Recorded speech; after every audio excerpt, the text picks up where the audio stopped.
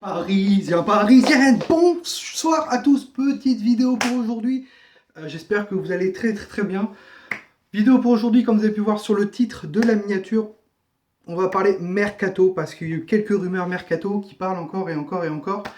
Et on va te poser la question, est-ce que c'est vrai, est-ce que c'est faux? Tout d'abord, je voulais présenter mes excuses. Il n'y aura pas la vidéo FIFA cette semaine. Pourquoi? Parce que de une, j'ai toujours pas de nouveau casque, voilà, et j'ai pas eu le temps de tourner, voilà, je suis un gros feignant, je vous le dis clairement. Voilà, là, j'ai trouvé la motivation d'avoir un thème dans ma tête en disant, allez, il faut que je la sorte, voilà. La vidéo est en train de se faire, donc voilà, j'ai pas un nouveau casque, donc le bruit aurait été terrible, et comme vous, je regarde mes vidéos, et vraiment, j'ai essayé de le faire au maximum, qu'on n'entend pas le micro, malheureusement. Je suis désolé. Voilà, vidéo mercato, et parce que dimanche aussi, il y a le Classico aussi. Dimanche, il y a Classico, samedi avant-match, vendredi, jour de repos, et aujourd'hui, vidéo mercato. Vidéo de mercato, aujourd'hui, on va parler surtout de 4 personnes. On va aussi parler aussi du niveau des prolongations de contrat. Depuis cette semaine, on parle pas mal, enfin, pendant une semaine et demie, on a beaucoup parlé de 4 joueurs au Paris qui ne sont pas au Paris Saint-Germain, qui pourraient arriver ou qui ont été approchés par le Paris Saint-Germain. Le premier, voilà, sur les 4, c'est Kaïs Adverts. Kaïs Adverts, si vous ne le connaissez pas, c'est un milieu offensif qui peut jouer à gauche, à droite et au centre. Il a le profil un peu de Sarabia, tu vois. Avant que Sarabia soit acheté, l'année dernière, enfin cette année au mercato estival, Tourelle le voulait. Le problème, c'est que Antero Henrique ne le voulait pas. Il a été approché l'hiver dernier avec un prêt, mais le Bayer Leverkusen ne voulait pas le vendre. Voilà, ne voulait pas le vendre et il ne voulait pas le laisser partir. Là, on apprend que Adverse aurait des contacts avec le Paris Saint-Germain, que les dirigeants parisiens se sont approchés de lui, que Leonardo a pris contact avec le joueur, pas avec l'équipe encore, mais ça pourrait se faire. Alors on me dit, mais c'est pour cet hiver. Non, ça ne sera pas pour cet hiver, ça sera possiblement, si ça se fait, parce que Leonardo est fan du joueur. Voilà, ce joueur a entre 18 et 19 ans, je crois, si je ne dis pas de bêtises. C'est un gros crack allemand, milieu offensif qui peut jouer à gauche et à droite.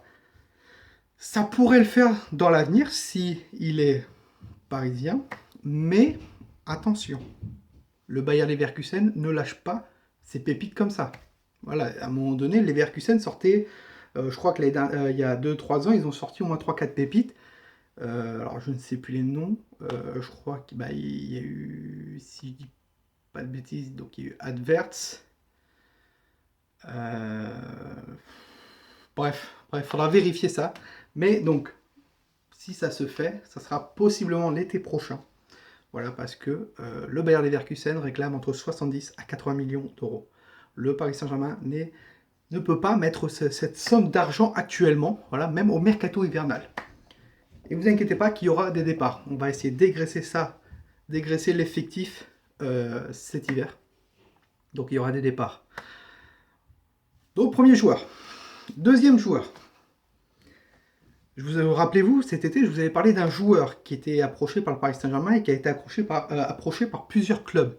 Ce joueur, c'est Sandro Tonali. Sandro Tonali, c'est un crack aussi, de 19 ans, qui joue milieu défensif, un vrai 6, voilà, qui a été approché cet été par Leonardo, qui s'intéressait à lui. Ça s'est pas fait, pourquoi? Parce que Breccia voulait le garder, parce que Breccia est monté en Série A, voilà. Et surtout, Breccia demandait une somme assez conséquente, entre 25 à 35 millions d'euros. Chose que le Paris Saint-Germain ne pouvait pas faire pour un mec qui a 19 ans, qui n'a pas encore prouvé exactement. Donc, Leonardo avait proposé un prêt, voilà, un prêt avec option d'achat. Je crois qu'on va devenir fan et des options d'achat, voilà, on a fait ça avec Icardi, ça marche pour l'instant avec Icardi. Euh, donc, pourquoi pas? Pourquoi pas? C'est une bonne chose. En plus, on a le fair play financier. Vous inquiétez pas que dès l'année prochaine, ça ira mieux au niveau mercato estival, au fair play financier. Mais il faudra faire attention, bien gérer au niveau des ventes et au niveau des recrues. C'est ce qu'on a bien fait cet été. Et voilà, donc Sandro Tonali a été réapproché encore une fois, c'est là, il y a une semaine, je crois, où Leonardo s'est déplacé en Italie pour rencontrer Tonali et donc les membres de sa famille. Et il y a une possibilité, peut-être, au mercato hivernal d'un prêt. Peut-être.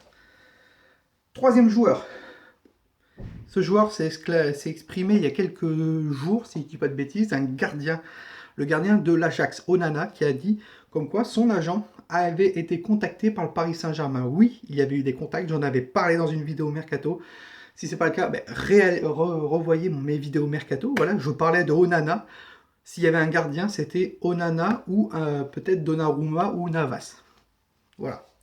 Je l'ai dit une ou deux fois. Donc regardez bien, je crois que c'est les vidéos au mois d'août. Donc oui, Onana avait été approché par le Paris Saint-Germain. Donc j'avais eu raison, mais il n'y avait pas eu d'offre. Voilà.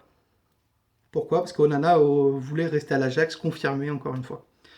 Et donc quatrième joueur, et là c'est encore quelque chose que j'avais dit, mais bon, il y aura toujours des détraqueurs pour me dire ouais tu dis de la merde, tu récupères des trucs de Sacha Benita ou de autres.